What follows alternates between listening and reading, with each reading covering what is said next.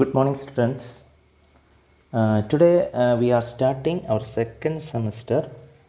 My subject is COA, that means Computer Organization and Architecture. One of the main subject in the BCA. This is the core subject. Okay, this is completely a theoretical subject. Okay, അപ്പോൾ computer organisation and architecture ഇതാണ് നമ്മൾ ഇന്ന് start ചെയ്യാനായിട്ട് പോകുന്നത്. വളരെ സിമ്പിളായിട്ട് നമുക്ക് മനസ്സിലാക്കിയെടുക്കാൻ സാധിക്കുന്ന ഒരു സബ്ജക്റ്റ് തന്നെയാണ് കമ്പ്യൂട്ടർ ഓർഗനൈസേഷൻ ആൻഡ് ആർക്കിടെക്ചർ എന്ന് പറയുന്നത്. ഞാൻ കൂടുതലും നിങ്ങൾക്ക് പ്രിഫർ ചെയ്യുന്നത്, കാരണം ഈ കോവിഡ് ടൈം ആയതുകൊണ്ട് ഞാൻ വീഡിയോ ക്ലാസ്സുകളായിരിക്കും എടുക്കുന്നത്. കാരണം ഫസ്റ്റ് സെമസ്റ്ററിൽ നിന്ന് എനിക്ക് മനസ്സിലായി ലൈവ് എടുക്കുന്നതിലൂടെ ഒന്നും യാതൊരു അർത്ഥവുമില്ല, നിങ്ങൾക്കാർക്കും ഡൗട്ടും ഇല്ല, നിങ്ങളാരും റെസ്പോണ്ടും ചെയ്യുന്നില്ല. സോ വെറുതെ നമ്മുടെ ആ സമയം കളയുക എന്ന് മാത്രമേ ലൈവ് ക്ലാസ്സിനോടുള്ളൂ. അതുകൊണ്ടാണ് ഞാൻ വീഡിയോ ക്ലാസ്സിന് കൂടുതലും പ്രൊമോഷൻ നൽകുന്നത്. ഇതാകുമ്പം ഇന്നലെ നാളെ നിങ്ങൾ കേൾക്കും, പിന്നെ കേൾക്കുക എന്നുള്ള ഉത്തരവാദിത്തം അവരവരുടെയാണ്. ഓക്കെ, അപ്പോൾ നമുക്ക് സ്റ്റാർട്ട് ചെയ്യാം. Computer organisation and architecture. ഇത് വളരെ എളുപ്പമെന്ന് ഞാൻ പറയാനായിട്ട് കാര്യം, നമ്മൾ ഈ കമ്പ്യൂട്ടറിനെ കുറിച്ച് ബേസിക്കായിട്ടുള്ള ഐഡിയ ഉള്ളവർക്കൊക്കെ വളരെ എളുപ്പമായിട്ടും നമുക്ക് മനസ്സിലാക്കിയെടുക്കാനായിട്ട് സാധിക്കുന്ന ഒരു സബ്ജക്റ്റാണ് കമ്പ്യൂട്ടർ ഓർഗനൈസേഷൻ ആൻഡ് ആർക്കിടെക്ചർ എന്ന് പറയുന്നത്. ഓക്കെ, കാരണം നമ്മളെല്ലാവരും കമ്പ്യൂട്ടർ കണ്ടിട്ടുണ്ട് അല്ലേ? കമ്പ്യൂട്ടർ എന്ന് പറയുന്നത് നമുക്കറിയാം, നമ്മളിപ്പോൾ കാണാൻ തുടങ്ങുന്ന കണ്ടിട്ടുള്ള കമ്പ്യൂട്ടർ കൂടുതൽ ലാപ്ടോപ്സാണ്. ഓക്കെ, ലാപ്ടോപ്സാണ്. ലാപ്ടോപ്സിനെ അവിടെ നിർത്തിയേക്കുക. ലാപ്ടോപ്പ് ഉണ്ട്, പാംടോപ്പ് ഉണ്ട്, ടാബ് ഉണ്ട്, അതൊക്കെ അവിടെ നിർത്തിയേക്കുക. അതൊക്കെ അഡ്വാൻസ്ഡ് വെർഷൻസ് ഓഫ് കമ്പ്യൂട്ടറാണ്. നിങ്ങൾ കോൺസെൻട്രേറ്റ് ചെയ്യേണ്ടത് ഡെസ്ക്ടോപ്പാണ്. ഡെസ്ക്ടോപ്പ്, കാരണം ഈ ഡെസ്ക്ടോപ്പ് വെച്ചിട്ട് നമുക്ക് പെട്ടെന്ന് ഐഡൻറ്റിഫൈ ചെയ്യാനായിട്ട് സാധിക്കും. ഡെസ്ക്ടോപ്പ് എന്നൊക്കെ പറഞ്ഞാൽ നമ്മുടെ ലാബിലിരിക്കുന്ന സിസ്റ്റമൊക്കെ ഡെസ്ക്ടോപ്പ് കമ്പ്യൂട്ടേഴ്സാണ്. സോ അതിലേക്ക് നിങ്ങൾ കോൺസെൻട്രേറ്റ് ചെയ്യുക. അതാകുമ്പോൾ നമുക്ക് ഹാർഡ്വെയർ ഒക്കെ നമുക്ക് പെട്ടെന്ന് ഐഡൻറ്റിഫൈ ചെയ്യാനായിട്ട് സാധിക്കും. ലാപ്ടോപ്പ് എന്നൊക്കെ പറയുമ്പോൾ അവിടുത്തെ ഹാർഡ്വെയർ എന്ന് പറയുന്നത് ഇറ്റ്സ് വെരി മൈന്യൂട്ടാണ്. അപ്പോൾ ഡെസ്ക്ടോപ്പ് കമ്പ്യൂട്ടേഴ്സ് എന്ന് പറയുമ്പോൾ അവിടുത്തെ ഹാർഡ്വെയർ നമുക്ക് ഒന്ന് കാണാനായിട്ടൊക്കെ സാധിക്കുന്ന തരത്തിലുള്ള അറേഞ്ച്മെൻറ്റ്സ് ആണ് ഡെസ്ക്ടോപ്പിൽ ചെയ്തിരിക്കുന്നത്. ഓക്കെ, അപ്പോൾ നമുക്ക് സ്റ്റാർട്ട് ചെയ്യാം.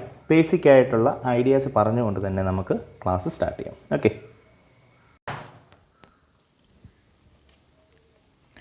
ഇനി നമുക്ക് നോക്കാം, ഒരു കമ്പ്യൂട്ടർ എന്ന് പറയുമ്പോൾ അവിടെ എന്തൊക്കെ കാണാം. കമ്പ്യൂട്ടർ എന്ന് പറയുമ്പോൾ നോർമൽ ഒരു ഡെസ്ക്ടോപ്പ് കമ്പ്യൂട്ടേഴ്സിൻ്റെ അത് നമുക്ക് ഒരു മോണിറ്റർ കാണാം അല്ലേ? മോണിറ്റർ, പിന്നെ CPU, കീബോർഡ്, ദെൻ മൗസ്. ഇത്രയുമാണ് നമുക്കൊരു നോർമൽ ഡെസ്ക്ടോപ്പ് കമ്പ്യൂട്ടേഴ്സിൽ നമുക്ക് കാണാനായിട്ട് സാധിക്കുന്നത്. ഇനി നമുക്ക് എങ്ങനെയാണ് ഒരു കമ്പ്യൂട്ടർ കണക്ട് ചെയ്യാൻ അറിയാത്തവർ കാണും, അറിയാവുന്നവർ കാണും. സോ നമ്മൾ എന്നാലും നോക്കിയാണ് എങ്ങനെയാണ് ഒരു കമ്പ്യൂട്ടർ കണക്ട് ചെയ്യുന്നത്. നമ്മുടെ എന്താണിത്? മോണിറ്ററിൻ്റെ അടുത്ത് തന്നെ ഒരു ക്യാബിൻ, ഒരു CPU ഉണ്ട്, ദെൻ ഒരു കീബോർഡ് കാണാം, ദെൻ ഒരു മൗസ് കാണാം. എല്ലാ കണക്ഷനും എവിടേക്കാണ് കണക്ട് ചെയ്യേണ്ടത്? നമ്മുടെ CPU-യിലേക്കാണ് കണക്ട് ചെയ്യേണ്ടത്. CPU-യിലേക്കാണ് കണക്ട് ചെയ്യേണ്ടത്. മോണിറ്റർ ആണെങ്കിലും കീബോർഡ് ആണെങ്കിലും മൗസ് ആണെങ്കിലും. That means every connection has concentrated to the CPU. പിന്നെ CPU ഓൺ ആക്കാനായിട്ട് ഒരു പവർ പ്ലഗ് നമ്മൾ കണക്ട് ചെയ്യണം. അതുപോലെ തന്നെ മോണിറ്ററിനും ഒരു പവർ പ്ലഗ് കണക്ട് ചെയ്യണം. വാളിൽ നിന്ന് കറണ്ട് വേണമല്ലോ, പവർ പ്ലഗ് കണക്ട് ചെയ്യണം. അപ്പോൾ ഇത്രയുമാണ് ഒരു ഡെസ്ക്ടോപ്പ് കമ്പ്യൂട്ടറിൻ്റെ കണക്ടിവിറ്റി എന്ന് പറയുന്നത്. ഇതിൽ മോണിറ്റർ എന്ന് പറയുന്ന സാധനം അല്ലേ? മോണിറ്റർ എന്താണ്? മോണിറ്റർ എന്ന് പറയുന്നത് ഒരു ഔട്ട്പുട്ട് ഡിവൈസാണ്. എന്താണ് ഔട്ട്പുട്ട് ഡിവൈസ്? നമ്മൾ കൊടുക്കുന്ന ജോലികൾ അല്ലെങ്കിൽ നമ്മൾ കൊടുക്കുന്ന ഡ്യൂട്ടീസ്, അതിൻ്റെ റിസൾട്ട് വ്യൂ ചെയ്യാനായിട്ട് ഉപയോഗിക്കുന്നതാണ് ഏത്? Output device. മോണിറ്റർ എന്ന് പറയുന്നത് എന്താണ്? ഒരു ഔട്ട്പുട്ട് ഡിവൈസാണ്, റൈറ്റ്? കീബോർഡ് എന്ന് പറയുന്നത്, കീബോർഡ്, മൗസ് എന്ന് പറയുന്നത് ഇൻപുട്ട് ഡിവൈസുകൾ. എന്ന് വെച്ചാൽ നമുക്ക് സിസ്റ്റത്തിലേക്ക് ഡ്യൂട്ടി കൊടുക്കാനായിട്ട് ഉപയോഗിക്കുന്ന ഡിവൈസുകളാണ് ഇൻപുട്ട് ഡിവൈസ്. മറ്റൊരു ഡിവൈസ് ഉണ്ട് ജോയിസ്റ്റിക്ക്. അതൊക്കെ നമുക്ക് ഓൾറെഡി നമ്മൾ സെപ്പറേറ്റ് നമ്മൾ ഇതിൻ്റെ അകത്ത് പഠിക്കുന്നുണ്ട്. ഓക്കെ, ജോയിസ്റ്റിക്സ്. പിന്നെ അതുപോലെ മോണിറ്റർ. നമ്മുടെ പ്രിൻ്റർ എന്ന് പറയുന്നത് ഒരു ഔട്ട്പുട്ട് ഡിവൈസാണ്, ഇല്ല പ്രിൻ്റർ. അതൊക്കെ നിങ്ങൾക്ക് അറിയാവുന്ന, ഇതൊക്കെ ബേസിക്കായിട്ട് നിങ്ങൾക്ക് അറിയാവുന്നതായിരിക്കും. പ്രിൻ്റർ ഒക്കെ ഔട്ട്പുട്ട് ഡിവൈസാണ്. നമ്മുടെ ഡെസ്ക്ടോപ്പ് കമ്പ്യൂട്ടറിലേക്ക് എടുക്കുമ്പോൾ അതിൽ നമ്മുടെ മോണിറ്റർ മാത്രമാണ് ഇത് ഔട്ട്പുട്ട് ഡിവൈസായിട്ട് വരുന്നത്. അപ്പോൾ അതിൻ്റെ കണക്ടിവിറ്റി നിങ്ങൾക്ക് മനസ്സിലായി വിചാരിക്കുന്നു. ഓക്കെ, ഇനി നമുക്ക് ഈ COA, അവിടെ 2 ടേം ഉണ്ട്. കമ്പ്യൂട്ടർ എന്താണെന്ന് അറിയാമല്ലോ അല്ലേ? കമ്പ്യൂട്ടർ എന്ന് വെച്ചാൽ ഇലക്ട്രോണിക് ഡിവൈസ്. ഓക്കെ, അത് നിങ്ങൾ 5ാം ക്ലാസ്സിൽ മുതലേ, ചെറുപ്പം മുതലേ പഠിക്കുന്ന കാര്യമാണ് എന്താണ് കമ്പ്യൂട്ടർ എന്നുള്ളത്. ഇതിൻ്റെ അകത്ത് നമ്മൾ അറിയാൻ പോകുന്ന 2 ടേമാണ് ഓർഗനൈസേഷൻ എന്ന് പറയുന്ന ടേമുണ്ട്, അതുപോലെ ആർക്കിടെക്ചറുണ്ട്. ആ 2 ടേം എന്താണെന്ന് നമുക്ക് നോക്കാം. Actually we are coming to the point the organization. What you mean an organization? Normal ടേമിൽ ഓർഗനൈസേഷൻ എന്ന് പറഞ്ഞാൽ എന്താ? ഒരു ഓർഗനൈസേഷൻ എന്ന് പറഞ്ഞാൽ എന്താ? കുറേ ആളുകൾ എല്ലാവരും കൂടെ ചേർന്ന് നിൽക്കുന്ന ഒരു ജോലി മേഖല, അല്ലെങ്കിൽ നമ്മുടെ കോളേജ് ഈസ് ആൻ ഓർഗനൈസേഷൻ അല്ലേ? അതിൽ മാനേജ്മെൻ്റ് ഉണ്ട്, സ്റ്റാഫ് ഉണ്ട്, സ്റ്റുഡൻസ് എല്ലാം കൂടെ ചേരുമ്പോഴാണ് ഒരു ഓർഗനൈസേഷൻ ഉണ്ടാകുന്നത്. അതേപോലെ സിസ്റ്റത്തിൻ്റെ അകത്ത് ഹാർഡ്വെയർ ഡിവൈസുകളായ input device, output device, memories, അതുപോലെ മറ്റ് കമ്പോണൻസുകളെല്ലാം ചേരുമ്പോഴാണ് നമുക്ക് എന്തുണ്ടാകുന്നത്? ഒരു കമ്പ്യൂട്ടർ ഉണ്ടാകുന്നതെന്ന് പറയുന്ന പോലെയാണ് organisation. But here A computer organisation describes the functions and designs of various units of computer or digital computer എന്നൊക്കെ പറയാം. എന്താണ് ഓർഗനൈസേഷൻ എന്ന് പറയുന്നത്? Computer organisation describes the functions, okay, and the functions and design of various units of computer. ഇതാണ് organisation. ഞാൻ already പറഞ്ഞു, ഒരു college organisation എന്ന് പറയുമ്പോൾ മാനേജ്മെൻറ്റും സ്റ്റാഫും സ്റ്റുഡൻസ് എല്ലാം കൂടെ ചേരുമ്പോഴാണ് ഓർഗനൈസേഷൻ ചെല്ലുന്നത്. അതേപോലെ നമ്മളെ കമ്പ്യൂട്ടറിൻ്റെ അകത്തെ ഔട്ട്പുട്ട് ഡിവൈസുകൾ, ഇൻപുട്ട് ഡിവൈസുകൾ, മെമ്മറീസ്, പ്രോസസ്സറുകൾ, ഇതെല്ലാം ഇൻഡിവിജ്വൽ യൂണിറ്റുകളാണ്. ഇതെല്ലാം കൂടെ കമ്പൈൻ ചെയ്യുമ്പോഴാണ് finally we got the organisation. Okay, that means A computer organisation describes the functions and design of various units of digital computing. Output device, ഇപ്പോൾ കീബോർഡ് എന്ന് പറയുന്ന ഒരു യൂണിറ്റാണ്. Mouse is also A unit, processor is also A unit, then monitor is also unit. അപ്പോൾ ഈ യൂണിറ്റുകൾ, individual യൂണിറ്റുകളെല്ലാം ചേരുമ്പോഴാണ് നമുക്ക് organisation കിട്ടുന്നത്. Okay, then architecture. എന്താണ് architecture? Actually computer architecture is defined as the functional operation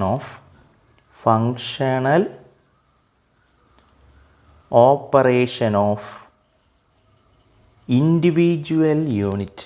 functional operation of individual unit. അതെന്താണെന്ന് വെച്ചാൽ ഓരോ individual യൂണിറ്റിൻ്റെ കാര്യം ഞാൻ പറഞ്ഞു. കീബോർഡ് എന്ന് പറയുന്നത് ഒരു ഇൻഡിവിജ്വൽ യൂണിറ്റാണ് അല്ലേ? എന്നാൽ ഈ കീബോർഡിൻ്റെ അകത്ത് നടക്കുന്ന വർക്കിംഗ് എന്താണോ, എന്ത് ഫങ്ഷനാണ് കീബോർഡിൻ്റെ ഇൻസൈഡിൽ നടക്കുന്നത്, അതിനെ ഷോ ചെയ്യിക്കാനായിട്ടാണ് നമ്മൾ ആർക്കിടെക്ചർ യൂസ് ചെയ്യുന്നത്. ഇനിയും CPU എന്ന് പറയുന്നൊരു സാധനമുണ്ട് അല്ലേ? CPU, central processing unit. ഈ CPU എന്ന് പറയുന്ന ഈ ഒരു ഇൻഡിവിജ്വൽ കമ്പോണൻറ്റിൻ്റെ അകത്ത് എന്ത് വർക്കിംഗ് ആണ് നടക്കുന്നത് അത് കാണിക്കാനായിട്ട് നമ്മൾ ആർക്കിടെക്ചർ യൂസ് ചെയ്യുന്നു. മറ്റൊരു എക്സാമ്പിൾ, മോണിറ്റർ. പലതരത്തിലുള്ള മോണിറ്ററുണ്ട്. CRT മോണിറ്ററുണ്ട്, LCD മോണിറ്ററുണ്ട്, LED മോണിറ്ററുണ്ട് അല്ലേ? അപ്പോൾ ഈ മോണിറ്ററിൻ്റെ അകത്ത് നടക്കുന്ന വർക്കിംഗ് എന്താണ് അതിനെ കാണിക്കാനായിട്ടാണ് നമ്മൾ ആർക്കിടെക്ചർ യൂസ് ചെയ്യുന്നത്. 2 ടേമും separate identify ചെയ്യണം, organization and architecture. Now we concentrated to the architecture. Actually the computer architecture is defined as the functional operation of the individual hardware unit. എന്നാണ് ഇൻഡിവിജ്വൽ മോണിറ്റർ എന്നൊക്കെ പറയുന്നൊക്കെ എന്താണ് hardware? What we can touch. നമുക്ക് എന്തൊക്കെയാണോ നമുക്ക് തൊടുവാൻ സാധിക്കുന്നത് അതിനെ നമുക്ക് വിളിക്കുന്ന പേരാണ് ഹാർഡ്വെയർ. കമ്പ്യൂട്ടറിൻ്റെ അകത്ത് അല്ലെങ്കിൽ കമ്പ്യൂട്ടറിൻ്റെ അകത്ത് എന്തൊക്കെ നമുക്ക് കൈ കൊണ്ട് തൊടാൻ സാധിക്കും അതെല്ലാം ഹാർഡ്വെയറാണ്. അപ്പോൾ ഇൻഡിവിജ്വൽ ഹാർഡ്വെയർ യൂണിറ്റിൻ്റെ അകത്ത് നടക്കുന്ന ഫങ്ഷണൽ ഓപ്പറേഷനെയാണ് നമ്മൾ ആർക്കിടെക്ചർ എന്ന് വിളിക്കുന്നത്. Computer architecture is defined as the functional operation of individual hardware unit inside the computer system. കമ്പ്യൂട്ടറിൻ്റെ അകത്ത് ഉള്ള എല്ലാ ഹാർഡ്വെയർ കമ്പോണൻ്റ് ആകാം. Monitor is a component, keyboard, mouse, ഇതിൻ്റെ അകത്തൊക്കെ നടക്കുന്ന ഫങ്ഷൻസിനെ കാണിക്കാനായിട്ടാണ് നമ്മൾ എന്ത് ഉപയോഗിക്കുന്നത്, ആർക്കിടെക്ചർ ഉപയോഗിക്കുന്നത്.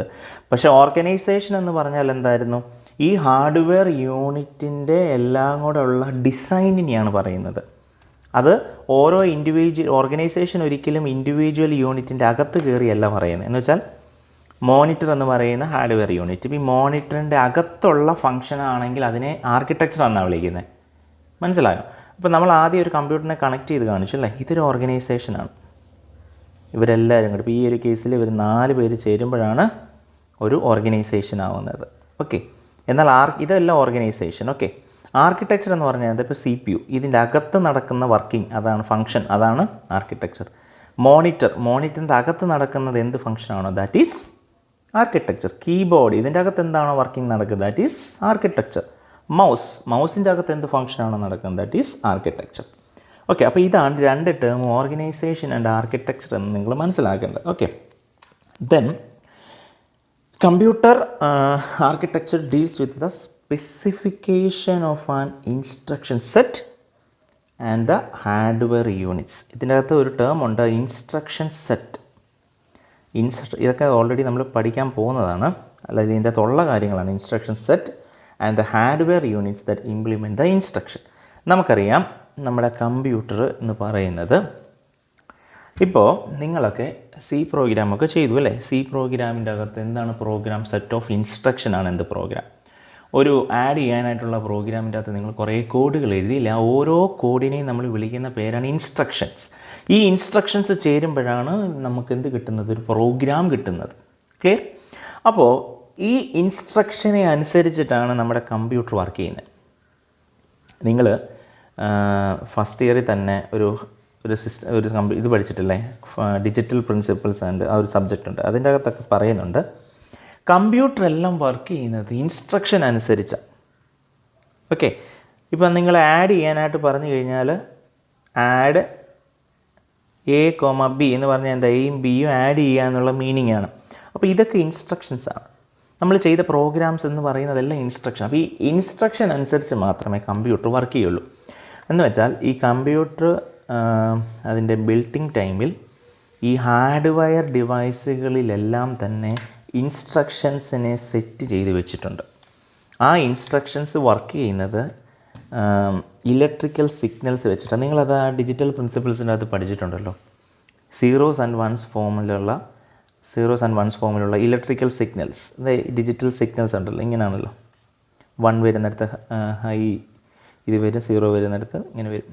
ഓക്കെ, അപ്പോൾ ഇതേപോലുള്ള ഡിജിറ്റൽ സിഗ്നൽസ് അനുസരിച്ചിട്ടാണ് നമ്മുടെ ഹാർഡ്വെയർ ഡിവൈസുകൾ വർക്ക് ചെയ്യുന്നത്. പക്ഷേ ഈ ഡിജിറ്റൽ സിഗ്നൽസ് എനേബിൾ ചെയ്യണമെങ്കിൽ നമുക്ക് എന്ത് വേണം, ഇൻസ്ട്രക്ഷൻസ് വേണം. നമ്മൾ യൂസർ കൊടുക്കുന്ന ഇൻസ്ട്രക്ഷൻസ് അനുസരിച്ച് മാത്രമേ എവരി ഹാർഡ്വെയർ കമ്പോണൻറ്റ്സ് വർക്ക് ചെയ്യത്തുള്ളൂ.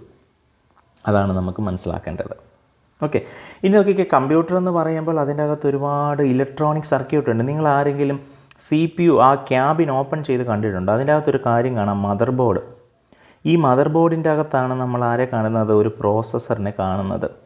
ഇവിടെ നമുക്ക് മെയിൻ മെമ്മറിയെ കാണാൻ സാധിക്കും. പിന്നെ ഇവിടെ നമുക്ക് പവർ നൽകുന്ന SMPS ഉണ്ട്, സ്വിച്ച് മോഡ് പവർ സപ്ലൈ എന്ന് പറയുന്ന ഒരു പവർ സപ്ലൈ കാണാൻ സാധിക്കും. പിന്നെ നെറ്റ്വർക്ക് ഇൻ്റർഫേസ് കാർഡ് കാണാനായിട്ട് സാധിക്കും. ഇതെല്ലാം ബിൽഡ് ചെയ്ത് വെച്ചിരിക്കുന്നത് മദർ ബോർഡിലാണ്. മദർ ബോർഡ് നമ്മുടെ കമ്പ്യൂട്ടറിൻ്റെ CPU ഓപ്പൺ ചെയ്യുമ്പോൾ കാണുന്നതാണ് മദർ ബോർഡ്. ആ മദർ ബോർഡിലാണ് നമ്മുടെ പ്രോസസ്സർ ഒരു ഭാഗത്തുണ്ട്, മെമ്മറി അല്ലേ, പ്രൈമറി മെമ്മറി ഉണ്ട്, നെറ്റ്വർക്ക് ഇൻ്റർഫേസ് കാർഡുണ്ട്, സെക്കൻഡറി ഹാർഡ്വെയർ ഇവിടെ കാണാം, പിന്നെ അതുപോലെ SMPS അത് പവർ സപ്ലൈ കൊടുക്കുന്നത് കാണാം. അങ്ങനെ ഒരുപാട് പ്രോസസ്സേഴ്സ് കാണാം, CMOS സെല്ല് കാണാം. അങ്ങനെ ഒരുപാട് കമ്പോണൻസിനെ ഇലക്ട്രോണിക് സർക്യൂട്ടുകളായിട്ട് അറേഞ്ച് ചെയ്ത് വെച്ചിരിപ്പുണ്ട് ഇവിടെ കമ്പ്യൂട്ടറിൻ്റെ അകത്ത്. നിങ്ങൾ ഒരു കാര്യം ചെയ്യണം, നമ്മൾ കോളേജ് ഓപ്പൺ ചെയ്യുകയാണെങ്കിൽ ഞാൻ ലൈവ് കാണിക്കായിരുന്നു. നിങ്ങളൊക്കെ സിസ്റ്റം, നിങ്ങൾക്ക് ഡെസ്ക്ടോപ്പ് സിസ്റ്റങ്ങളുണ്ടെങ്കിൽ അതൊന്ന് ഓപ്പൺ ചെയ്ത് നോക്കുക. അറിയാവുന്നവർ മാത്രമേ ഓപ്പൺ ചെയ്യൂ, ഇല്ലാത്തവർ ഓപ്പൺ ചെയ്ത് പണി വാങ്ങിക്കരുത്.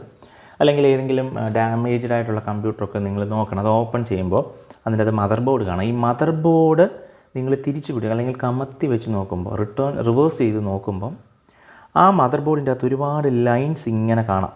ബാക്ക് സൈഡിൽ, അതിൻ്റെ മദർ ബോർഡിൻ്റെ ബാക്ക് സൈഡിൽ ഒരുപാട് ലൈൻസ് കാണാം. ആ ലൈൻസിനെ വിളിക്കുന്ന പേരാണ് ബസ്സസ്. എന്ന് വെച്ചാൽ ആ ലൈൻസിലൂടെയാണ് ഡേറ്റ എന്ത് ചെയ്യുന്നത്, ട്രാൻസ്ഫർ ചെയ്യുന്നത്.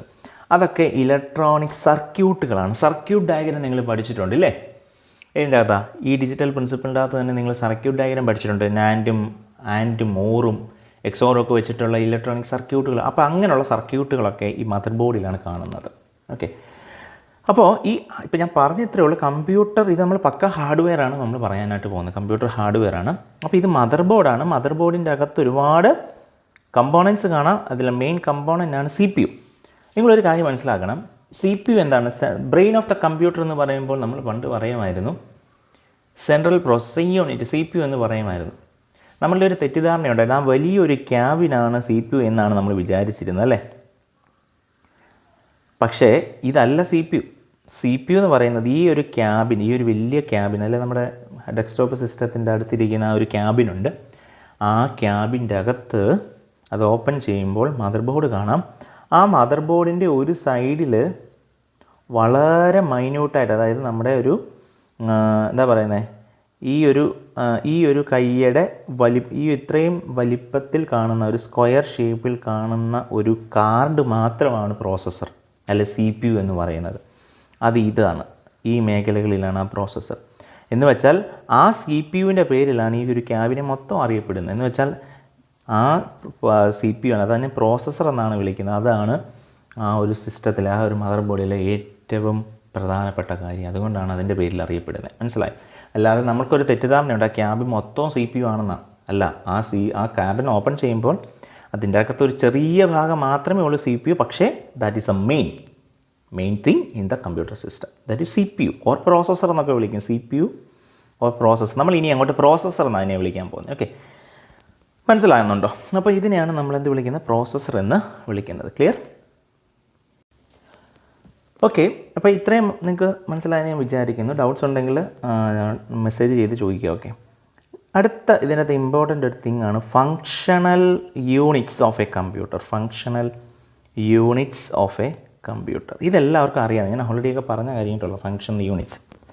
എന്താണ് ഫങ്ഷണൽ യൂണിറ്റ്? ആദ്യം നമുക്ക് മനസ്സിലാക്കാം. Actually functional units is A part of A CPU. It's A part of CPU that performs the operations. ഇതിൻ്റെ വർക്കിംഗ് എന്താ, പെർഫോമൻസ് എന്ന് നോക്കിയാൽ performs the operation and calculations called for by the computer program. Okay, that means the functional unit is a part of a CPU that performs the operations, that operations, calculations and called for by the computer program. അതായത് user കൊടുക്കുന്ന ഒരുപാട് operations കാണും ഇല്ല, user ഒരുപാട് working നമ്മുടെ കമ്പ്യൂട്ടറിന് കൊടുക്കും. യൂസറാണല്ലോ work കൊടുക്കുന്നത്. അപ്പോൾ യൂസർ കൊടുക്കുന്ന ഓപ്പറേഷൻസ്, കാൽക്കുലേഷൻസ് ഇതെല്ലാം പെർഫോം ചെയ്യുന്ന കമ്പ്യൂട്ടറിൻ്റെ അകത്തെ ഒരു പാർട്ടാണ് ഫങ്ഷണൽ യൂണിറ്റ്സ് എന്ന് പറയുന്നത്. അപ്പോൾ അതേതൊക്കെയാണ് ഫങ്ഷണൽ യൂണിറ്റ്സ് എന്ന് നമുക്ക് നോക്കാം. ഒന്നാമത്തെ ഫങ്ഷണൽ യൂണിറ്റ് എന്ന് പറയുന്നതാണ് input unit. Okay, first computer functional unit ആണ് input unit. Then CPU, then output unit. ഇത്രയുമാണ് functional units of a computer എന്ന് പറയും. Input unit, CPU and output unit. പക്ഷേ ഈ CPUവിൻ്റെ അകത്ത് 3 കാര്യങ്ങളുണ്ട്. CPUവിൻ്റെ അകത്ത് എന്താ വെച്ചാൽ ഞാൻ പറഞ്ഞില്ലേ, ആ CPUവിൻ്റെ അകത്ത് 3 കാര്യങ്ങളുണ്ട്. ഒന്ന് മെമ്മറി യൂണിറ്റ്. ആ ക്യാബിൻ ഓപ്പൺ ചെയ്താൽ അതിൻ്റെ അകത്ത് ഒന്ന് നമുക്ക് മെയിൻ മെമ്മറി യൂണിറ്റ് കാണാം. ദെൻ പ്രോസസ്സർ കാണാം അല്ലേ, അതിൻ്റെ അകത്ത് പ്രോസസ്സർ കാണാം.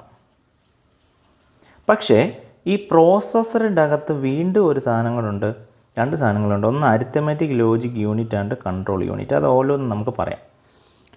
Then output unit. ഇത്രയും കാര്യങ്ങളാണ് functional units of a computer എന്ന് പറയുന്നത്.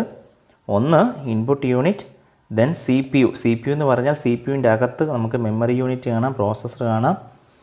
ആ പ്രോസസ്സറിൻ്റെ അകത്ത് അരിത്തമെറ്റിക് ലോജിക് യൂണിറ്റ് കാണാം, കൺട്രോൾ യൂണിറ്റ് കാണാം. ദെൻ നമുക്ക് പുറത്ത് ഔട്ട്പുട്ട് യൂണിറ്റ് കാണാം. 1 2 3 4 5. ഈ 5 കാര്യങ്ങൾ ചേരുമ്പോഴാണ് നമുക്ക് ഫങ്ഷണൽ യൂണിറ്റ്സ് എന്ന് പറയുന്നത്. അതിൻ്റെ ഒരു ഫിഗർ ഞാൻ കാണിച്ചു തരാം.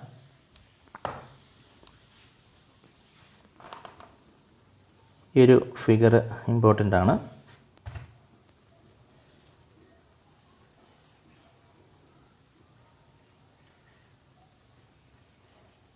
ഇത് ഇൻപുട്ട് യൂണിറ്റ്, ഇത് ഔട്ട്പുട്ട് യൂണിറ്റ്,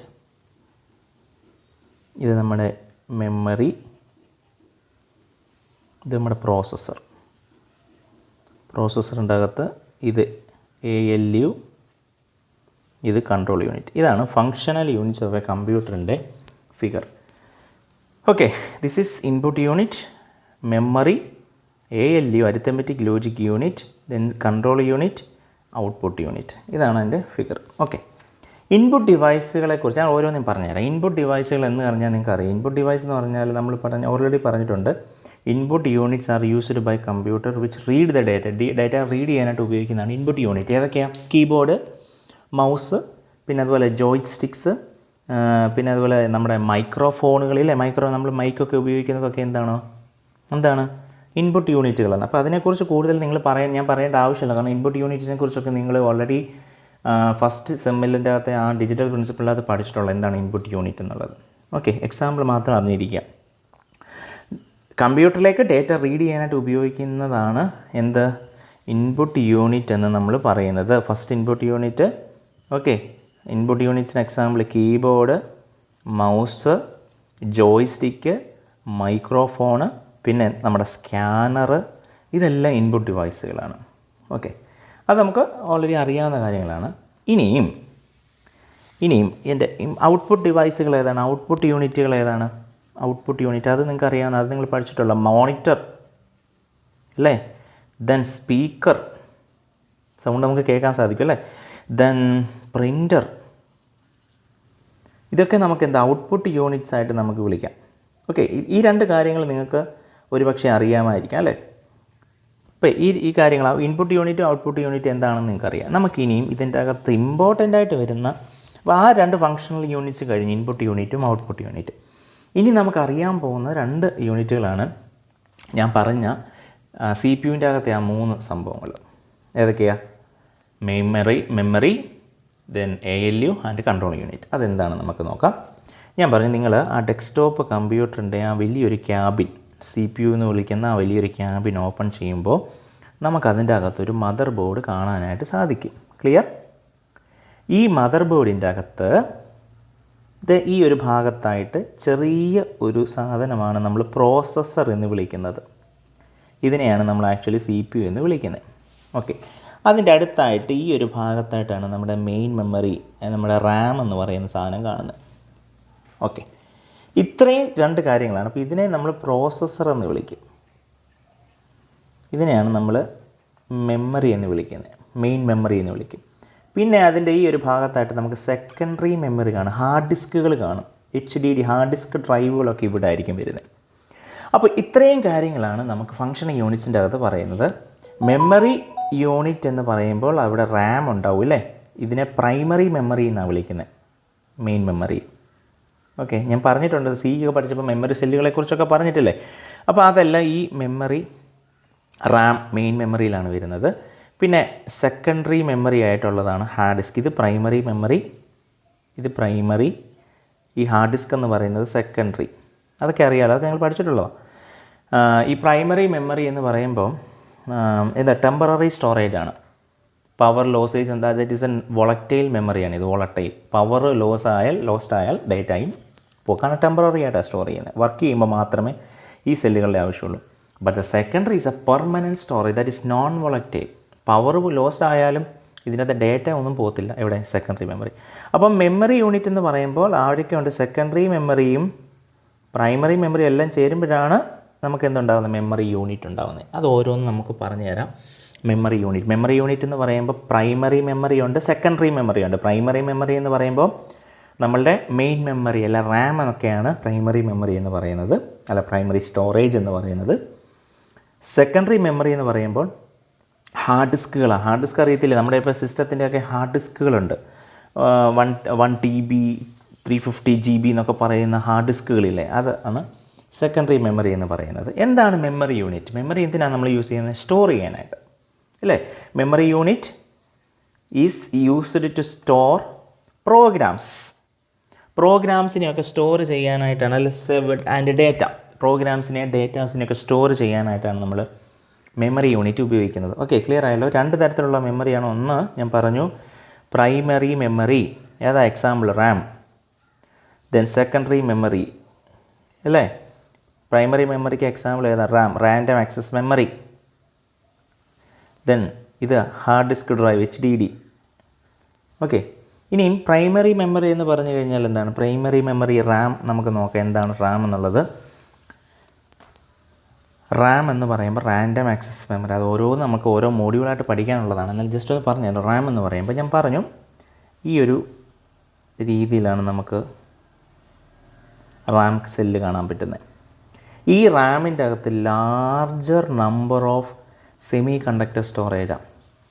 ഇതിൻ്റെ അകത്ത് യൂസ് ചെയ്യുന്ന മെറ്റീരിയലാണ് സെമി കണ്ടക്ടർ. എന്താ സെമി കണ്ടക്ടർ എന്ന് പറയുമ്പോൾ അത് എന്താ അല്ലെങ്കിൽ ഇലക്ട്രിക്കൽ സിഗ്നൽസിനെ കടത്തിവിടുകയും ചെയ്യും, കടത്തിവിടാതിരിക്കുകയും ചെയ്യും. അതാണ് സെമി കണ്ടക്ടർ. നമ്മൾ പഠിച്ചിട്ടുണ്ടല്ലോ, ഇൻസുലേറ്റർ, സെമി കണ്ടക്ടർ, കണ്ടക്ടർ എന്ന് പറഞ്ഞാൽ ഇലക്ട്രിസിറ്റിയെ പൂർണ്ണമായിട്ടും കടത്തിവിടുന്നതാണ്, that is conductor. Semi conductor എന്ന് പറഞ്ഞാൽ സെയിം ടൈമിൽ ഇലക്ട്രിസിറ്റിയെ കടത്തിവിടുകയും ചെയ്യും. അതുപോലെ കണ്ടക്ടറിൻ്റെയും ഇൻസുലേറ്ററിൻ്റെയും കൂടെ പ്രോപ്പർട്ടി രണ്ടും കൂടെ ചേരുമ്പോഴാണ് നമുക്ക് സെമി കണ്ടക്ടർ എന്ന് നമ്മൾ വിളിക്കുന്നത്.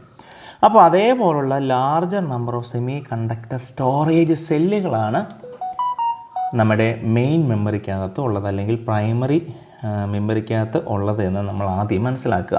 അത് ഞാൻ കോളേജൊക്കെ തരുമ്പോൾ അല്ലെങ്കിൽ ഞാൻ കാണിക്കാം, അത് ലൈവായിട്ട് നിങ്ങളെ കാണിക്കാം എന്താണ് റാം സെൽ എന്നുള്ളത്. ഓക്കെ, ഞാൻ ആ സിക്കകത്തൊക്കെ പറഞ്ഞിട്ടുണ്ടായിരുന്നു. ഈ മെമ്മറി സെല്ലുകൾ എന്ന് പറയുമ്പോൾ ധാരാളം ലൊക്കേഷൻസ് ഉള്ള അല്ലേ, ഒരുപാട് മെമ്മറി സെല്ലുകൾ കാണും. 10,000 മെമ്മറി സെല്ലുകളാണ് ഇവിടെ പ്രൈമറി സ്റ്റോറേജായ റാമിൻ്റെ അകത്തുള്ളത്. മെയിൻ മെമ്മറി എന്നൊക്കെ നമ്മൾ ഇതിനെ വിളിക്കും. അപ്പോൾ ഇതിനകത്ത് യൂസ് ചെയ്യുന്ന മെറ്റീരിയൽ എന്ന് പറഞ്ഞാൽ large number of semi conductor സ്റ്റോറേജാണ്. ഓക്കെ, ദെൻ ഇതിൻ്റെ അകത്ത് അതാണ് നോട്ട് ചെയ്യണം, primary memory contain larger number of semi conductor storage cell. Then ഇതിൻ്റെ അകത്ത് ഇൻഫർമേഷനെ സ്റ്റോർ ചെയ്യുന്നത് ബിറ്റ്സ് ആയിട്ടാണ്. 0 and 1 ഫോമിലാണ് ഇതിനെ എന്ത് ചെയ്യുന്നത്, ബിറ്റ്സ് ഓഫ് ഇൻഫർമേഷൻ ഇതിനെ സ്റ്റോർ ചെയ്യുന്നത് 0 and 1. മനസ്സിലായോ? കമ്പ്യൂട്ടറിന് അറിയാവുന്ന വാല്യൂ എന്ന് പറയുന്നത് 0, 1 എന്നുള്ളതല്ലേ. അപ്പോൾ 0s ആയിട്ടും 1s ആയിട്ടും ആയിരിക്കും സെല്ലുകൾ സ്റ്റോർ ചെയ്യുന്നത്. ഇപ്പം എ എന്ന് പറയുന്ന വേരിയബിളാണ് ഇവിടെ സ്റ്റോർ ചെയ്യുന്നതെങ്കിൽ എയുടെ കറസ്പോണ്ടിങ് ആസ്കി കോഡ് ജനറേറ്റ്, അതൊക്കെ ഞാൻ ഓൾറെഡി പറഞ്ഞിട്ടുണ്ട്. ആസ്കി കോഡ് ജനറേറ്റ് ചെയ്ത് എയ്ക്ക് കറസ്പോണ്ടിങ് ആയിട്ടുള്ള 0, 1 ഫോം ഉണ്ട്, ആ ഫോമാണ് ഇവിടെ സ്റ്റോർ ചെയ്യുന്നത്. ക്ലിയർ? ഓക്കെ, ദെൻ ഇതിൻ്റെ അകത്ത് വേർഡ് ലെന്ത് ഉണ്ട്. അത് ഞാൻ പറഞ്ഞു, മെയിൻ മെമ്മറിയെക്കുറിച്ച് നമ്മൾ പഠിക്കുമ്പോൾ ഞാൻ ഡീറ്റെയിൽ ആയിട്ട് പറഞ്ഞുതരാം. ഇതിൻ്റെ അകത്താണ് ബിറ്റ്സ് ആയിട്ടാണ് ഡേറ്റ സ്റ്റോർ ചെയ്യുന്നത്. അടുത്തതാണ് വേർഡ് ലെന്ത്.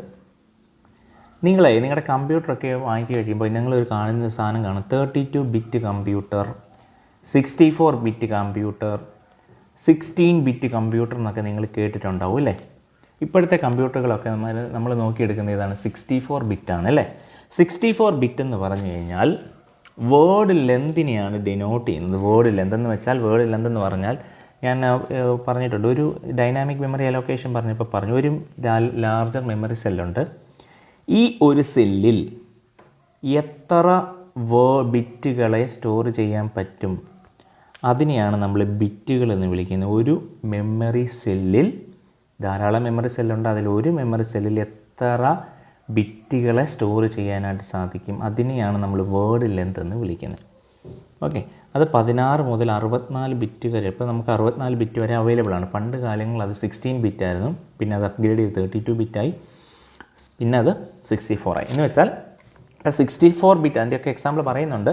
64 ബിറ്റ് എന്ന് പറഞ്ഞു കഴിഞ്ഞാൽ ഈ ഓരോ മെമ്മറി സെല്ലുകളിലും ഇതുണ്ട്, ഈ ഓരോ സെല്ലുകളിൽ 64 ബിറ്റ് ലൊക്കേഷൻസ് കാണും. ഇതാണ് വേർഡ് ലെന്ത്. ഓക്കെ, ദെൻ അതുപോലെ ഓരോ ലൊക്കേഷനുകൾ ഞാൻ പറഞ്ഞിട്ടുണ്ട്, അഡ്രസ്സുകളുണ്ട്, യുണീക്കായിട്ടുള്ള അഡ്രസ്സുകളുണ്ട്. എന്തിനാണ് അഡ്രസ്സ് യൂസ് ചെയ്യുന്നത്? ഈസി ആയിട്ട് ഡേറ്റാസിനെ ഐഡൻറ്റിഫൈ ചെയ്യാനായിട്ടാണ് അഡ്രസ്സുകൾ യൂസ് ചെയ്യുന്നത്. അപ്പോൾ ഇത്രയും കാര്യങ്ങളാണ് മെയിനായിട്ടും നമ്മുടെ എന്താ പറയുന്നത് പ്രൈമറി സ്റ്റോറേജായ മെയിൻ മെമ്മറി അല്ല റാമിൻ്റെ അകത്ത് ഉള്ളത്. ഓക്കെ, ഇതിൻ്റെ അകത്ത് ഉള്ളത്. പിന്നെ ഇതിൻ്റെ അഡ്വാൻറ്റേജ്, ഇപ്പോൾ മെയിൻ മെമ്മറി യൂണിറ്റ് എന്ന് പറയുമ്പോൾ റാം ഉണ്ട്, പ്രൈമറി മെമ്മറി ആയിട്ട് നമ്മൾ റാം ഉണ്ട്, റോം ഉണ്ട്, റീഡ് ഒൺലി മെമ്മറി ഉണ്ട്, റാൻഡം ആക്സസ് മെമ്മറി ഉണ്ട്. മെയിൻ മെമ്മറി എന്ന് പറയുന്നത് റാമാണ്, റോം എന്ന് പറയുമ്പോൾ റീഡ് ഒൺലി മെമ്മറിയാണ്. അത് നമ്മുടെ നമ്മുടെ സിസ്റ്റം ഓൺ ആവുന്ന സമയത്ത് എനേബിൾ ചെയ്യുന്ന മെമ്മറിയാണ്. നമ്മുടെ സിസ്റ്റത്തിൻ്റെ അകത്ത് പവർ ബട്ടൺ പ്രസ് ചെയ്യത്തില്ല, ആ സമയത്ത് നമ്മുടെ ഓപ്പറേറ്റിംഗ് സിസ്റ്റമൊക്കെ വർക്ക് ചെയ്യാനായിട്ട് എനേബിൾ ചെയ്യുന്നതാണ് റോം. സിസ്റ്റം ഒക്കെ ഓണായി കഴിഞ്ഞതിന് ശേഷം മാത്രമല്ലേ റാം വർക്ക് ചെയ്യുള്ളൂ. ഓക്കെ, പക്ഷേ നമ്മുടെ ഒരു സിസ്റ്റം ഓൺ ആവുന്ന ടൈമിൽ, അതായത് നമ്മുടെ റാമൊക്കെ വർക്ക് ചെയ്യണമെന്ന് പറഞ്ഞാൽ നമ്മുടെ കമ്പ്യൂട്ടർ പൂർണ്ണമായിട്ട് ഓൺ ആയതിനു ശേഷമാണ് റാമൊക്കെ ആക്ച്വലി ആക്ടിവേറ്റ് ആയി തുടങ്ങുന്നത്. പക്ഷേ അതിന് മുമ്പേ ഈ കമ്പ്യൂട്ടറിനെയൊക്കെ ഓൺ ആകാൻ സഹായിക്കുന്ന ഒരു മെമ്മറി ഉണ്ട്, അതിനെയാണ് റോം എന്ന് വിളിക്കുന്നത്, റീഡ് ഒൺലി മെമ്മറി. അതൊക്കെ നമ്മൾ പഠിക്കാനുണ്ട്. അപ്പോൾ പ്രൈമറി മെമ്മറി ആയിട്ട് നമുക്ക്, അല്ലെങ്കിൽ പ്രൈമറി സ്റ്റോറേജ് ആയിട്ട് നമ്മൾ റാം യൂസ് ചെയ്യുന്നുണ്ട്, റോം യൂസ് ചെയ്യുന്നുണ്ട്. അതിൽ മെയിൻ മെമ്മറി ആയിട്ട് നമ്മൾ പറയുന്നത് റാമാണ്. ഓക്കെ, റാൻഡം ആക്സസ് മെമ്മറിയാണ്. ഓക്കെ, ഇനി ഇതിൻ്റെ അഡ്വാൻറ്റേജ് എന്ന് പറഞ്ഞാൽ, ഈ പ്രൈമറി മെമ്മറിയുടെ അഡ്വാൻറ്റേജ് എന്ന് പറഞ്ഞു കഴിയുമ്പോൾ ഇത് വളരെ സ്മോളാണ്, ഫാസ്റ്റാണ്. അതായത് നമ്മൾ ഉപയോഗിക്കുന്ന സെക്കൻഡറി മെമ്മറിയേക്കാളും വളരെ ഫാസ്റ്റാണ്, വളരെ സ്മോളുമാണ് ഇത് ഈ പ്രൈമറി മെമ്മറി എന്ന് വിളിക്കുന്ന സാധനം, മെമ്മറി യൂണിറ്റിൻ്റെ അകത്ത്. ഓക്കെ, പിന്നെ ഇതിൻ്റെ ഒരു ഡിസഡ്വാൻറ്റേജ് എന്ന് പറയുമ്പോൾ ഞാൻ പറഞ്ഞു, നമുക്ക് ഒരുപാട് മെമ്മറീസിനെ ഇതിൻ്റെ അകത്ത് സ്റ്റോർ ചെയ്യാനായിട്ട് പറ്റത്തില്ല. അതിനൊരു ഡിസഡ്വാൻറ്റേജാണ്. ലെസ് സ്റ്റോറേജാണ് പ്രൈമറി മെമ്മറിക്കകത്ത് കൊടുത്തിരിക്കുന്നത്. ഓക്കെ, പിന്നെ ഇത് കോസ്റ്റ്ലിയാണ്. റാമൊക്കെ വാങ്ങിക്കാമെന്ന് പറഞ്ഞാൽ ഇച്ചിരി കോസ്റ്റ്ലിയാണ്. ഇപ്പോൾ നമുക്കറിയാം ഓരോ ബിറ്റ് റാമുകളാണ് നമ്മൾ വാങ്ങിക്കുന്നത്. ഇത്രയും 4 GB റാം എന്നൊക്കെ നിങ്ങൾ കേട്ടിട്ടില്ലേ? നിങ്ങളുടെ കമ്പ്യൂട്ടറിൻ്റെ അകത്ത് internal storage 64 GB ROM internal storage എന്നൊക്കെ നിങ്ങൾ കേട്ടിട്ടില്ലേ? അതുപോലെ 4 GB റാം എന്നൊക്കെ കേട്ടിട്ടുണ്ടല്ലേ? അപ്പോൾ ഈ 4 GB റാം എന്നൊക്കെ പറയുന്നത് വളരെ ഇന്നത്തെ കാലഘട്ടത്തിൽ ഇത് വളരെ സ്മോൾ സൈസാണ്. ഓക്കെ, അതുകൊണ്ട് ഒരുപാട് ഡാറ്റ സ്റ്റോർ ചെയ്യാനായിട്ട്, ടെമ്പററി ആയിട്ട് സ്റ്റോർ ചെയ്യാൻ പറ്റത്തില്ല. പെട്ടെന്ന് എന്ത് ചെയ്യും, മെമ്മറി ലെസ് എന്ന് പറഞ്ഞൊക്കെ കാണിക്കണം. 4 GB എന്നൊക്കെ പറഞ്ഞാൽ ഇന്നത്തെ കാലത്ത് നമുക്ക് എന്താ പറയുന്നത്, അത്രയും സാറ്റിസ്ഫൈഡ് അല്ല 4 GB കൊണ്ടൊന്നും നമ്മൾ റാം. പിന്നെ ഇത് കോസ്റ്റ്ലിയാണ്. അപ്പോൾ ഇത്ര ഈ ലെസ് സ്റ്റോറേജ് ആൻഡ് കോസ്റ്റ്ലി എന്നുള്ളതാണ് ഇതിൻ്റെ disadvantage. But in the advantages are small and very fast.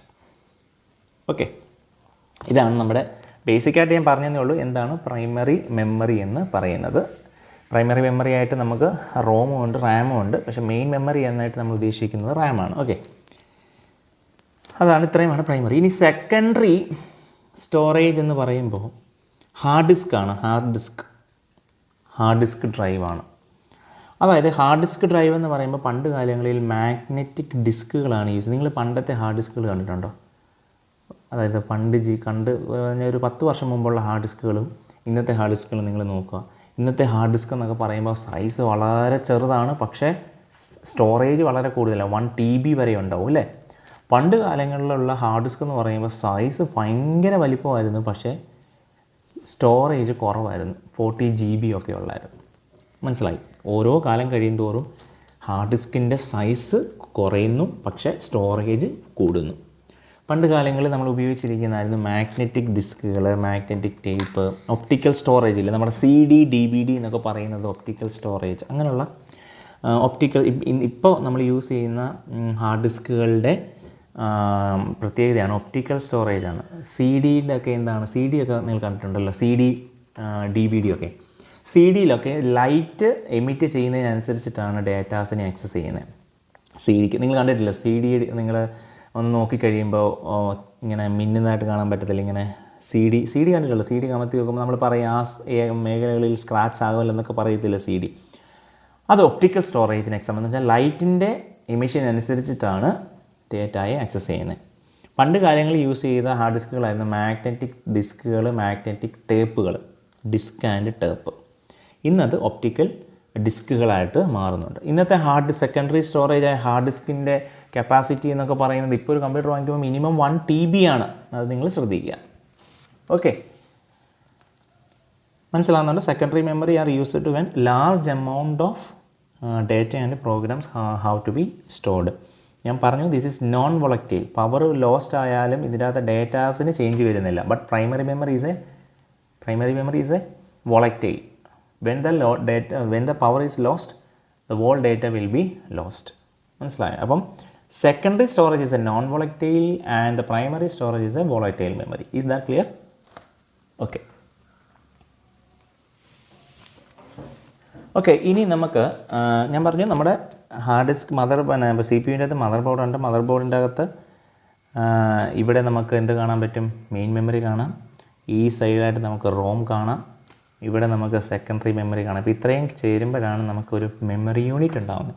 ഇനി ഇവിടെ മെയിൻ ഒരു സാധനമുണ്ട്, പ്രോസസ്സർ ഇല്ലേ? പ്രോസസ്സർ, സി പി യു എന്നൊക്കെ വിളിക്കും, സെൻട്രൽ പ്രോസസ്സിംഗ് യൂണിറ്റ്.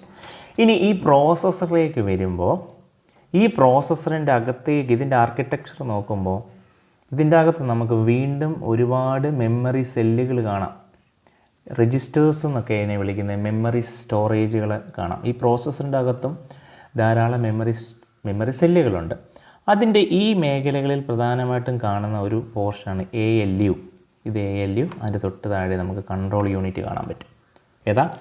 ആ ചെറിയ CPU എന്ന് പറയുന്ന ചെറിയൊരു പ്രോസസ്സർ, ചെറിയൊരു കമ്പോണൻ്റാണ്, ഡിവൈസാണ്. ആ ഡിവൈസിൻ്റെ അകത്ത് ധാരാളം മെമ്മറി സെല്ലുകളും ഉണ്ടെന്ന് മനസ്സിലാക്കണം. അവിടെ ALU, അരിത്തമെറ്റിക് ലോജിക് യൂണിറ്റ് എന്ന് പറയുന്ന ഒരു പോർഷനുണ്ട്, കൺട്രോൾ യൂണിറ്റ് എന്നും പറയുന്ന പോർഷനുണ്ട്. ഓക്കെ, ഈ ALU എന്ന് പറഞ്ഞു കഴിഞ്ഞാൽ അത് പ്രോസസ്സറിൻ്റെ അകത്ത് ALU എന്ന് പറഞ്ഞാൽ എന്താണ്? അരിത്തമെറ്റിക് ലോജിക് യൂണിറ്റ് എന്ന് വെച്ചാൽ നമ്മൾ കമ്പ്യൂട്ടറിന് കൊടുക്കുന്ന അരിത്തമെറ്റിക് ആൻഡ് മാത്തമാറ്റിക്കൽ ഓപ്പറേഷൻസ് ഉണ്ടല്ലോ, നമ്മൾ എന്ത് കൊടുത്താലും ഓപ്പറേഷൻസാണ്.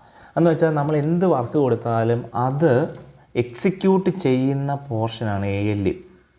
പ്രോസസ്സറിനകത്ത് ALU എന്ന് പറയുന്ന പോർഷൻ മാത്തമാറ്റിക്കൽ ഓപ്പറേഷൻ ആകട്ടെ, പ്രോഗ്രാംസ് ആകട്ടെ, നിങ്ങൾ എന്ത് വർക്കിംഗ് സിസ്റ്റത്തിന് കൊടുത്താലും സിസ്റ്റം അത് ഓപ്പറേറ്റ് ചെയ്യുന്നത് പ്രോസസ്സറിൻ്റെ അകത്തെ ALU വെച്ചിട്ടാണ് അത് വർക്ക് ചെയ്യുന്നത്. ദാറ്റ് മീൻസ് എക്സിക്യൂട്ട് ചെയ്യുന്നത്. ഇപ്പോൾ നിങ്ങൾ 2 വേരിയബിൾ ആഡ് ചെയ്യാനായിട്ട് കൊടുക്കുക, എയും ബിയും ആഡ് ചെയ്യാനായിട്ട് കൊടുക്കണമെങ്കിൽ ആ അഡീഷൻ എന്ന് പറയുന്ന ഓപ്പറേഷൻ നടത്തുന്നത് എവിടെ വെച്ചാണ്? ഒരു എക്സാമ്പിളാണ്. അഡീഷൻ എന്ന് പറയുന്ന ഓപ്പറേഷൻ നടത്തുന്നത് ALUവിൽ വെച്ചിട്ടാണ്. ക്ലിയർ ആയോ? അവിടെയാണ് ഓപ്പറേഷൻ നടത്തിയിട്ട് ആ റിസൾട്ടിനെ തിരിച്ച് എവിടെ കൊടുക്കും? മെയിൻ മെമ്മറിയിലേക്ക് കൊടുക്കും. അത് ഞാൻ പറഞ്ഞുതരാം എങ്ങനെയാണ് എൻ്റെ കണക്ഷൻ. ഓക്കെ, ഇപ്പോൾ ഇവിടെ വെച്ചാണ് every operations of computer are executed.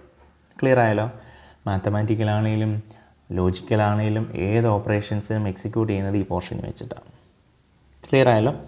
ഇവിടെ നമ്മൾ പറഞ്ഞ ഈ ലോജിക്കൽ സർക്യൂട്ടുകളിൽ ആൻഡ്, നോർ, എക്സോർ ഒക്കെ വർക്ക് ചെയ്യുന്നത് ഇതിൻ്റെ അകത്തുള്ള സർക്യൂട്ടുകളാണ്. ഓക്കെ, അതാണ് ALU.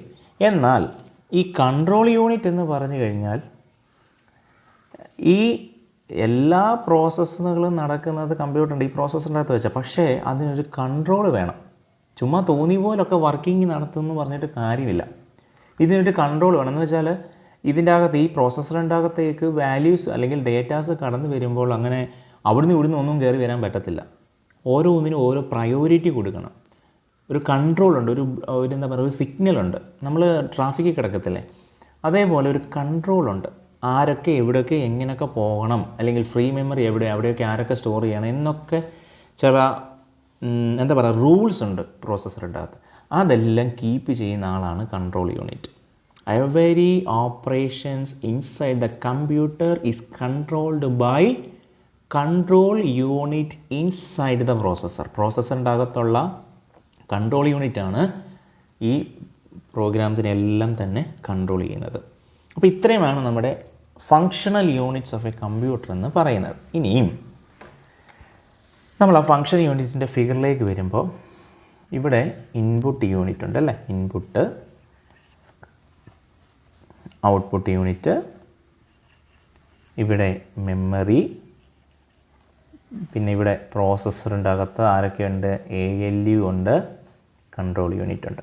ഇവരെല്ലാം കൺട്രോൾ ചെയ്യുന്നത് ആരാ? കൺട്രോൾ യൂണിറ്റാണ്. ഓക്കെ, ആദ്യം ഇൻപുട്ട് നമ്മൾ എന്ത് ചെയ്യും, ഒരു പ്രോഗ്രാം ചെയ്യുക അല്ലേ. പ്രോഗ്രാം ചെയ്യുമ്പോൾ നമ്മൾ ഇൻപുട്ട് ഡിവൈസ് ആയി കീബോർഡ് വെച്ചിട്ടാണ് നമ്മൾ എന്ത് ചെയ്യുന്നത്, പ്രോഗ്രാം ചെയ്യുന്നത് അല്ലേ. അപ്പോൾ പ്രോഗ്രാം കൊടുക്കുമ്പോൾ അതിൻ്റെ അകത്ത് വരുന്ന വാല്യൂസ് എല്ലാം എവിടെയാണ് പോകുന്നത്, മെയിൻ മെമ്മറിയിലെ ഒരു ഫ്രീ ആയിട്ടിരിക്കുന്ന സെല്ലുകളിൽ പോകും വാല്യൂസ് എല്ലാം. ഓക്കെ, ക്ലിയർ ആയല്ലോ. അതിനുശേഷം ഈ വാല്യൂസ് പ്രോസസ്സറിലേക്ക് ഫെച്ച് ചെയ്യും. ഫെച്ച് ചെയ്യുന്ന വെച്ചാൽ പ്രോസസ്സറിലേക്ക് എടുക്കപ്പെടും, പ്രോസസ്സറിൻ്റെ അകത്തേക്ക് വിളിക്കും ഈ നമ്മൾ കൊടുത്ത വാല്യൂസിനെ. ആ വാല്യൂസിനെ എല്ലാം എവിടെ ചെന്നു, പ്രോസസ്സറിൻ്റെ അകത്ത് ചെന്ന് പ്രോസസ്സറിൻ്റെ അകത്തുള്ള രജിസ്റ്റേഴ്സ് ഉണ്ട് അവിടെ പോയി സ്റ്റോർ ആവും, ടെമ്പററി ആയിട്ട് സ്റ്റോർ ആവും. അതിനുശേഷം ALUവിലേക്ക് വിളിക്കും. രജിസ്റ്റേഴ്സിൽ പോയി, ഇതിന് പ്രോസസ്സറിൻ്റെ അകത്ത് രജിസ്റ്റേഴ്സ് ഉണ്ട്, ചെറിയ ചെറിയ മെമ്മറി സെല്ലുകളുണ്ട്, അവിടെ ആ വാല്യൂസ് ആദ്യം പോയിരിക്കും. അതിനുശേഷം അവിടെ നിന്ന് ALUവിലേക്ക് അതിനെ വിളിക്കും. ALU എന്ത് ചെയ്യും, അതിനെ ഓപ്പറേറ്റ് ചെയ്യും. ഇപ്പം നിങ്ങൾ ഇൻപുട്ടായിട്ട് എയും ബിയും ആഡ് ചെയ്യാനായിട്ടാണ് കൊടുക്കുന്നത്, 2, 3 ആഡ് ചെയ്യണം. അപ്പോൾ 2ൻ്റെയും 3യുടെയും കറസ്പോണ്ടിങ് ആയിട്ടുള്ള ASCII code generate 0s 1s form ഇവിടെ പോകും, മെയിൻ മെമ്മറി പോയിരിക്കും, ഫ്രീ ലൊക്കേഷനിൽ പോയിരിക്കും. ക്ലിയർ. അതിനുശേഷം ആ വാല്യൂസിനെ പ്രോസസ്സറിലേക്ക് എടുക്കപ്പെടും, പ്രോസസ്സറിലേക്ക് ഫെച്ച് ചെയ്യും. ഫെച്ച് ചെയ്ത് പ്രോസസ്സറിൻ്റെ അകത്ത് ഒരുപാട് രജിസ്റ്റേഴ്സ് ഉണ്ട്, അവിടെയും മെമ്മറി സെല്ലുണ്ടെന്ന് ഞാൻ പറഞ്ഞല്ലോ. അവിടെയല്ല ഏതെങ്കിലും മെമ്മറി സെല്ലുകൾ, ഫ്രീ ആയിട്ടിരിക്കുന്ന മെമ്മറി സെല്ലുകളിൽ 2ഉം 3യും പോയി പ്ലേസ് ആവും. പ്ലേസ് ആയിട്ട് ഈ 2ഉം 3 ALUവിലേക്ക് എടുക്കും. ALUവിൽ എടുത്തിട്ട് എന്ത് ചെയ്യും, അവിടെയാണ് ഓപ്പറേഷൻ നടക്കുന്നത്. എന്താ നമുക്ക് ചെയ്യേണ്ടത്, അഡീഷനാണ് ചെയ്യേണ്ടത്. അപ്പോൾ 2 + 3 എന്ന് പറയുന്ന ആൻസർ നമുക്ക് കിട്ടും. Finally we got 5. 5 എന്ന് പറയുന്ന റിസൾട്ട് ALUവിന് കിട്ടും. എന്നിട്ട് എന്ത് ചെയ്യും, ALU തിരിച്ച് പ്രോസസ്സറിൻ്റെ അകത്തുള്ള രജിസ്റ്റേഴ്സിൽ കൊണ്ടുവന്ന് വെക്കും ആ റിസൾട്ടിന്. അതിനുശേഷം പ്രോസസ്സറിൽ നിന്ന് ഇതെല്ലാം കൺട്രോൾ ചെയ്യുന്ന ഒരാളുണ്ട്, അവിടെ പോകണം ഇവിടെ പോകണം എന്നൊക്കെ പറയുന്ന ആളാണ് കൺട്രോൾ യൂണിറ്റ്. അവിടെ നിന്ന് വാല്യൂസിനെ തിരിച്ചെവിടേക്ക് കൊടുക്കും, മെയിൻ മെമ്മറിയിലെ ഫ്രീ സെല്ലുകളിലേക്ക് കൊടുക്കും. മെയിൻ മെമ്മറി അവിടെ നിന്ന് നമ്മുടെ ഔട്ട്പുട്ട് ഡിവൈസിലേക്ക് തരും. ഇത്രയും വർക്കിംഗ് ആണ് നമ്മളൊരു എക്സാമ്പിൾ പറഞ്ഞൊരു പ്രോഗ്രാം ചെയ്യുമ്പോൾ അവിടെ സംഭവിക്കുന്നത്. പക്ഷേ ഇതിൻ്റെ ഡിലേ വല്ലതും നമ്മൾ അറിയാനുണ്ടോ, പ്രോഗ്രാം ചെയ്യുമ്പോൾ അറിയാറുണ്ടോ? നിങ്ങൾ അഡീഷൻ ചെയ്യാനുള്ള പ്രോഗ്രാം 2 വാല്യൂ കൊടുക്കുന്നു, വിത്തിൻ സെക്കൻഡ്സിനുള്ളിലാണ് റിസൾട്ട് കിട്ടുന്നത് അല്ലേ. പണ്ട് കാലങ്ങളിൽ ഈ C പ്രോഗ്രാമൊക്കെ ചെയ്യുമ്പോൾ ഔട്ട്പുട്ട് കിട്ടാൻ മാസങ്ങളും വർഷങ്ങളും കാത്തിരുന്നു. കാരണം അന്നത്തെ പ്രോസസ്സറുകളും മെമ്മറികളൊക്കെ വളരെ എന്തായിരുന്നു, സ്ലോ ആയിരുന്നു. വളരെ എന്ന് വെച്ചാൽ മെമ്മറി വളരെ ലോ മെമ്മറി ആയിരുന്നു. അപ്പോൾ അതിനനുസരിച്ചുള്ള ഡിലേ ഉണ്ടാവും. പക്ഷേ ഇന്ന് വളരെ ഫാസ്റ്റാണ്, സെക്കൻഡ്സിനുള്ളിൽ ഔട്ട്പുട്ട് കിട്ടുന്നത്. പണ്ട് അങ്ങനെയല്ല, ഞാൻ പറഞ്ഞല്ലേ, സൂപ്പർ കമ്പ്യൂട്ടറുള്ള കാലങ്ങളിൽ 6 മാസമൊക്കെ വെയിറ്റ് ചെയ്തിട്ടാണ് ആഡ് ചെയ്യാനായിട്ടുള്ളൊരു പ്രോഗ്രാമിൻ്റെ റിസൾട്ട് കിട്ടുന്നത്. ഇപ്പോൾ അങ്ങനെ ഉണ്ടോ, ഇല്ലല്ലോ. അപ്പോൾ എന്ത് ചെയ്യുന്നു, ഇൻപുട്ട് കൊടുക്കുന്നു, ഇൻപുട്ട് ഡിവൈസുകളിൽ നമ്മൾ വാല്യൂ കൊടുക്കുന്നു, ആ വാല്യൂ മെമ്മറി പോകുന്നു, മെയിൻ മെമ്മറിയിൽ നിന്ന് അത് പ്രോസസ്സറിലേക്ക് പോകുന്നു, പ്രോസസ്സറിൻ്റെ അകത്ത് വെച്ച് ഓപ്പറേഷൻ ALU വെച്ചിട്ട് അതിൻ്റെ പ്രോസസ്സ് അതിൻ്റെ റിസൾട്ട് എക്സിക്യൂട്ട് ചെയ്ത് ആ എക്സിക്യൂട്ട് ചെയ്ത റിസൾട്ടിനെ തിരിച്ചെവിടെ കൊടുക്കുന്നു, മെയിൻ മെമ്മറിയിലേക്ക് കൊടുക്കുന്നു. മെയിൻ മെമ്മറിയിൽ നിന്ന് ഔട്ട്പുട്ട് ഡിവൈസിലൂടെ, മോണിറ്ററിലൂടെ അല്ലെങ്കിൽ പ്രിൻ്ററിലൂടെ നമ്മൾ അതിൻ്റെ ഔട്ട്പുട്ട് കാണുന്നു. ഇതെല്ലാം കൺട്രോൾ ചെയ്യുന്ന ഒരാളുമുണ്ട്, കൺട്രോൾ യൂണിറ്റ്. അപ്പോൾ ഇത്രയുമാണ് the basic structure of A functional units. ഇത് ഡൗട്ട് ഉണ്ടെങ്കിൽ തീർച്ചയായിട്ടും നിങ്ങൾ മെസ്സേജ് അയച്ച് ചോദിക്കുക. പിന്നെ ഇതിൻ്റെ നോട്ട്സ് ഈ പറഞ്ഞതിനനുസരിച്ചിട്ടുള്ള ഒരു ലെക്ചർ നോട്ട് പ്രിപ്പയർ ചെയ്ത് എത്രയും വേഗം എനിക്കത് വാട്സപ്പ് വഴി അത് സെൻഡ് ചെയ്യുക. Okay, thank you.